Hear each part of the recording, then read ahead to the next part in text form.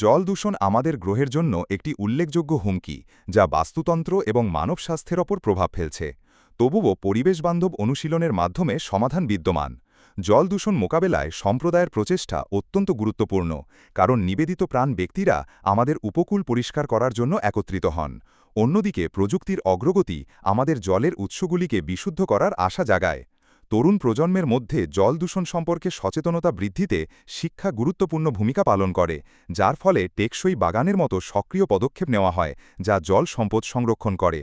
পুনরুদ্ধার প্রকল্পগুলি দূষিত জলপথগুলিকে সুস্থ করতে পারে, জীববৈচিত্র্য ফিরিয়ে আনতে পারে, যখন চলমান গবেষণা নিশ্চিত করে যে আমরা জলের গুণমান পর্যবেক্ষণ করি এবং আমাদের প্রাকৃতিক আবাসস্থল রক্ষা করি। জল সংরক্ষণের ওপর শিক্ষার মাধ্যমে সম্প্রদায়গুলিকে ক্ষমতায়ন, পরিবেশগতভাবে বিবেচনাশীল আচরণকে উৎসাহিত করে, নিশ্চিত করে যে আমাদের নদীগুলি আগামী বছরের জন্য নির্মল থাকে। প্রকৃতির সৌন্দর্যে পাওয়া আনন্দ পরিষ্কার পরিবেশে সবচেয়ে ভালোভাবে অনুভব করা যায়।